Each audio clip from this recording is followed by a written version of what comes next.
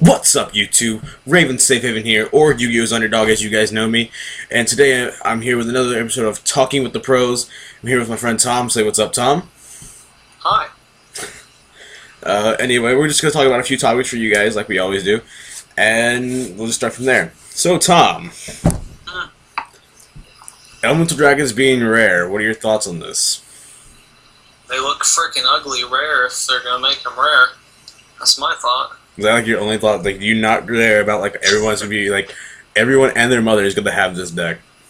Well, I wouldn't say that because you're going to need some big eyes and some Drago sacks in order to make the deck and run it efficiently. This is true. Do you feel like if they're gonna give these to us rare, that they're gonna make the itty bitties higher rarities, or do you think they're gonna make those common as well? I think that they might make some of them higher rarity. That's my thought. I couldn't see them making those common. I don't know why. I felt like they were gonna make, Blaster a secret because it's the best elemental dragon, and then Tidal maybe an ultra and the other two supers. I don't know why I thought that, but I guess making them rare kind of does compensate for the fact that we have to get 3 Drago sacks, and if we're pre-ordering those things at $130, imagine what it's gonna be like when the deck actually gets played. Oh yeah. Right. Once it drops, it'll get even more expensive. Yeah. I could do Mermails. Oh, Megalos are $80. You're so expensive, and now they're 140. now they're 60. It works. The new 10s when they come out, like, do you think we're gonna get a big eye reprint? I'd like not to think so. And don't get me wrong, I don't want to say this in a harsh or mean way. I just think that they'd be putting a crazy good card like that in like just everyone's hands, and it's just going to make that more available to.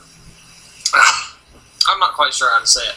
It's just I couldn't see them reprinting something like that. I mean, what they did with Tour Guide, and Tour Guide was amazing.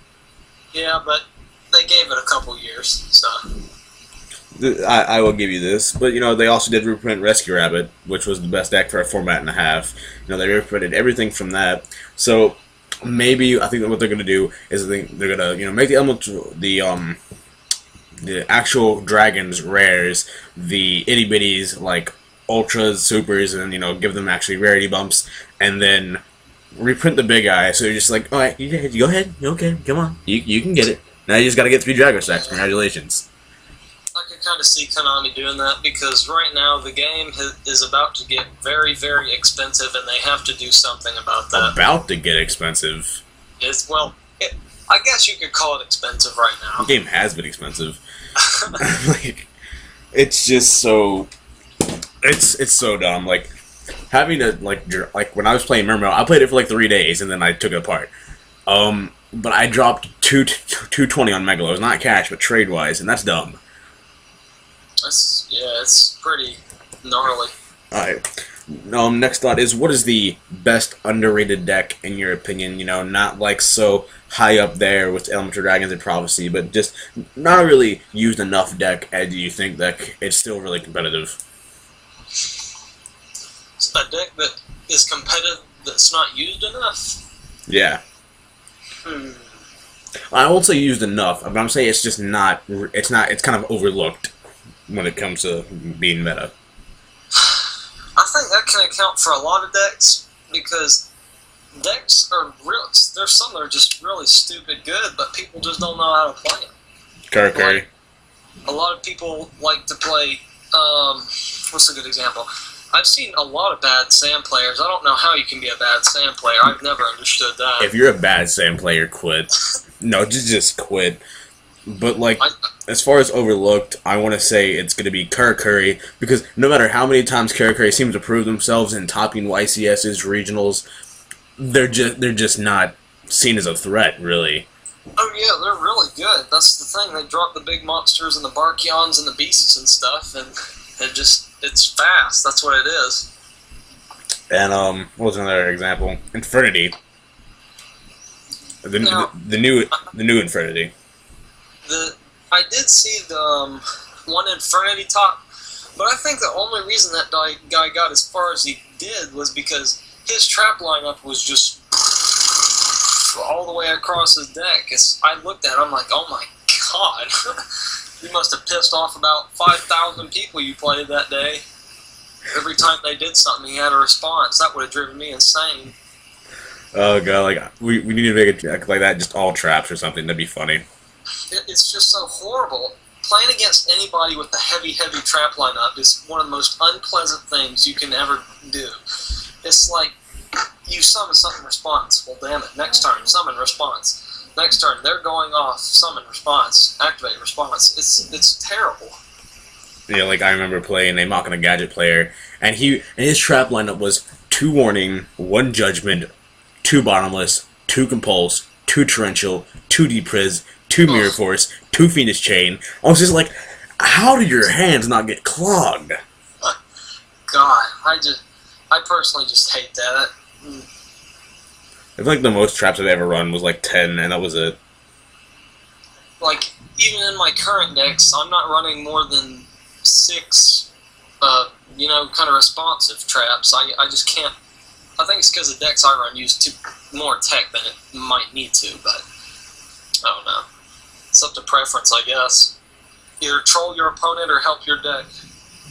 Yeah, but I will say, in my opinion, I feel like gadgets are kind of the overlooked. It's kind of like the middle brother. You look at the little brother and you're just like, oh, this is the weekend. You look at the big brother, it's like, oh my god, this guy's so powerful. And you got the middle brother who just competes with every one of them, but no one really cares about. Oh yeah, I mean, that deck is incredibly good. I play against Logan up at our locals planet, and he plays it incredibly well. And it has hand control, it keeps control of the board most of the time, Trag is extremely powerful, it has big eye plays, it has all sorts of plays, really.